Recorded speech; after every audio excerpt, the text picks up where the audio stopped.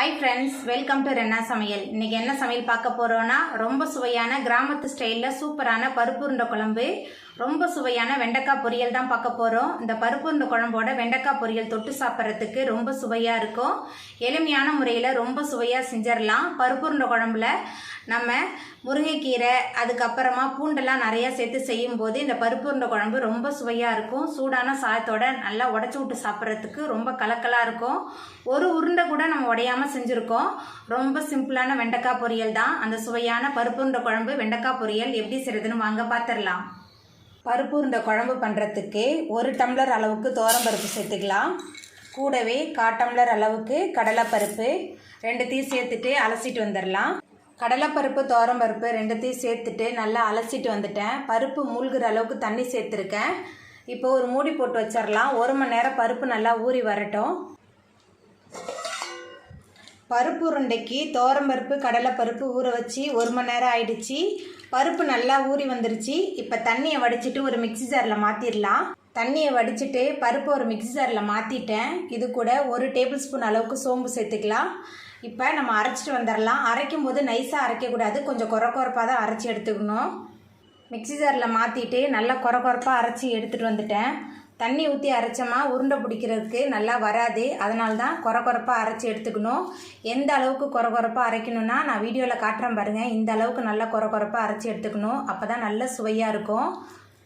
அரைச்சிட்டு வந்த பருப்பில் நம்ம 25 சின்ன வெங்காயம் பொடியாக நறுக்கி வச்சுருக்கேன். சின்ன வெங்காயம் சேர்த்துக்கலாம். சின்ன வெங்காயம்லாம் அதிகமாக சேர்க்கும்போது பருப்புன்ற குழம்பு நல்ல சுவையாக இருக்கும். 15 பூண்டு பல் பொடியாக நறுக்குனது சேர்த்துக்கலாம். குழம்பு மிளகாய் தூள் 2 டேபிள் ஸ்பூன் சேர்க்குறேன்.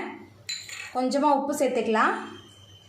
கூடவே ஒரு கைப்பிடி நிறைய முருங்கைக்கீரை சேர்த்துக்கலாம். சேர்த்துட்டு எல்லாத்தையும் நல்லா கலந்து வச்சிடலாம். வெங்காயம் பூண்டு அதுக்கப்புறமா பருப்பு முருங்கைக்கீரை எல்லாத்தையும் சேர்த்துட்டு நல்லா கலந்து விட்டாச்சு. நமக்கு இந்த அளவுக்கு நல்லா உருண்டை பிடிக்கிற பதத்தில் இருக்கணும். அப்போ தான் நல்ல சுவையாக இருக்கும். இல்லைன்னா உருண்டை உடஞ்சி போயிடும்.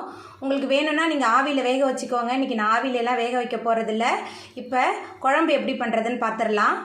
பருப்பு உருண்டை குழம்பு பண்ணுறதுக்கு மண்பானை வச்சுருக்கேன். இதில் 3 டேபிள் ஸ்பூன் அளவுக்கு எண்ணெய் சேர்த்துக்கலாம்.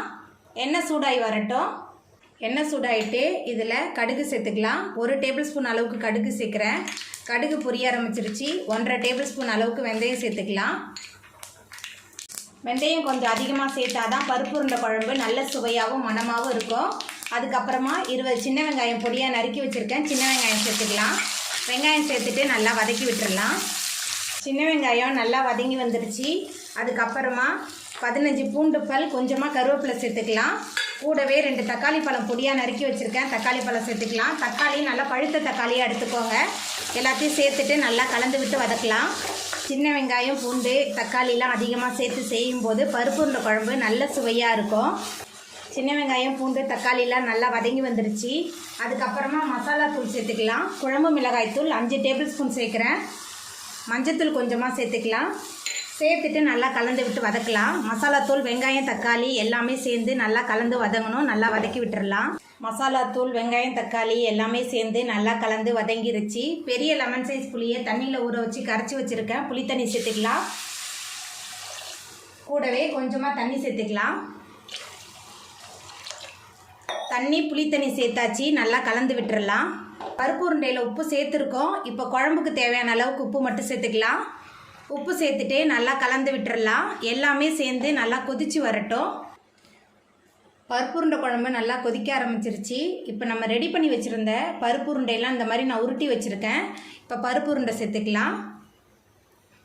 கொதி வந்த பிறகு தான் சேர்க்கணும், இல்லைன்னா பருப்பு உருண்டை உடஞ்சி போயிடும். இந்த அளவில் எனக்கு 15 உருண்டை வந்திருக்கு. உருண்டை போட்டுட்டு கரண்டி போட்டு கிண்டக்கூடாது, உடஞ்சி போயிடும் பருப்பு உருண்டை.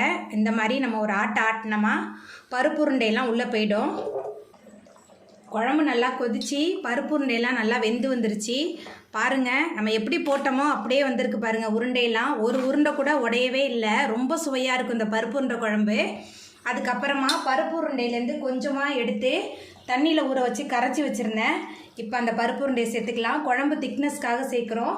அதுக்கப்புறமா தேங்காய் விழுது சேர்த்துடலாம். அரை மூடி தேங்காய், அது கூட 1 டீஸ்பூன் அளவுக்கு சீரகம், 2 முந்திரி பருப்பு போட்டு விழுத அரைச்சி வச்சுருக்கேன். எல்லாத்தையும் சேர்த்துட்டு நல்லா கலந்து விட்டுறலாம். இந்த மாதிரி செய்யும்போது ரொம்ப சுவையாக இருக்கும் பருப்பு உருண்டை குழம்பு. எல்லாமே சேர்ந்து நல்லா கொதிச்சு வரட்டும். பருப்பு உருண்டை குழம்பு நம்ம தேங்காயெலாம் சேர்த்த பிறகு நல்லா கொதிக்க ஆரம்பிச்சிருச்சு. பாருங்கள் உருண்டையெல்லாம் எவ்வளோ சூப்பராக வந்திருக்குன்னு சொல்லிட்டு. ரொம்ப சுவையான பருப்பு உருண்டை குழம்பு சூப்பராக ரெடி ஆகிட்டு. இந்த பருப்பு உருண்டை குழம்பு ஊற தான் ரொம்ப டேஸ்ட்டாக இருக்கும். உங்களுக்கு வேணும்னா நீங்கள் வெல்லம் சேர்த்துக்கோங்க. நான் வெல்லம்லாம் எதுவுமே சேர்க்கல, அப்படியே மூடி போட்டு வச்சிடலாம். ரொம்ப சுவையான பருப்பு உருண்டை குழம்பு சூப்பராக ரெடி ஆகிட்டு. இப்போ நம்ம அடுப்பு ஆஃப் பண்ணிடலாம். வெண்டைக்காய் பொரியல் பண்ணுறதுக்கு 5 டேபிள் ஸ்பூன் அளவுக்கு எண்ணெய் சேர்க்குறேன். எண்ணெய் கொஞ்சம் தாராளமாக இருந்தால் தான் பொரியல் நல்ல சுவையாக இருக்கும். எண்ணெய் சூடாகிட்டு பொடியாக நறுக்கி வச்சுருக்கிற 3 பெரிய வெங்காயம் சேர்த்துக்கலாம். கூடவே காரத்துக்கு 3 காய்ந்த மிளகாய் கிள்ளி வச்சுருக்கேன். காய்ந்த மிளகாய் சேர்த்துடலாம். சேர்த்துட்டு நல்லா வதக்கி விட்டுடலாம். காரம் காய்ந்த மிளகாய் காரம் மட்டும்தான். உங்களுக்கு வேணும்னா நீங்கள் கடுகுலாம் போட்டு தாளிச்சிக்கோங்க. நான் கடுகுலாம் சேர்க்கல. இன்றைக்கி வெங்காயம் காய்ந்த மிளகாய் மட்டும்தான் போட்டு தாளிச்சிருக்கேன். ரொம்ப சுவையாக இருக்கும். டக்குன்னு செஞ்சிடலாம். வீட்டில் குழந்தைங்க இருந்தால் இந்த மாதிரி செஞ்சு கொடுத்தா காரம் அதிகமாக இருக்காது. அதனால் இந்த வெண்டைக்காய் பொரியலை குழந்தைங்க ரொம்ப விரும்பி சாப்பிடுவாங்க. பெரிய வெங்காயம் நல்லா வதங்கி வந்துருச்சு. அதுக்கப்புறமா கொஞ்சமாக கருவேப்பிலை சேர்த்துக்கலாம். கூடவே நம்ம நறுக்கி வச்சுருக்கிற வெண்டைக்காய் சேர்த்துக்கலாம். 1/2 கிலோ அளவுக்கு நான் இன்றைக்கி வெண்டைக்காய் சேர்க்குறேன். கூடவே கொஞ்சமாக மஞ்சள்தூள் சேர்த்துக்கலாம். அதுக்கப்புறமா பொரியலுக்கு தேவையான அளவுக்கு உப்பு சேர்த்துக்கலாம். கொஞ்சமாக தான் சேர்க்குறேன். ஏன்னா வதங்க இந்த உப்பு வெண்டைக்காயில் நிறையா இறங்கி வந்துடும். அதனால தான் குறைவான உப்பு சேர்த்துருக்கேன். எல்லாத்தையும் சேர்த்துட்டு நல்லா கலந்து விட்டு வதக்கலாம். உப்பு, மஞ்சள்தூள், வெண்டைக்காய் எல்லாத்தையும் சேர்த்துட்டு நல்லா கலந்து விட்டு வதக்கியாச்சு. இந்த வழுவழுப்பு தன்மை மாறி வெண்டைக்காய் நல்லா வதங்கி வெந்து வர்றதுக்கு 15 நிமிஷம் ஆகும். நல்லா கைவிடாமல் கிளறி கொடுத்துக்கிட்டே இருக்கலாம். வெண்டைக்காய் நல்லா வதங்கி வெந்து வரட்டும். நம்ம சேர்க்கும்போது வெண்டைக்காய் எவ்வளோ இருந்தது, இப்போ பாருங்கள் வெண்டைக்காய் நல்லா வதங்கி வெந்து வந்துருச்சு. வெண்டைக்காய் பொரியலுக்கு எண்ணெய் கொஞ்சம் தாராளமாக சேர்க்கணும்.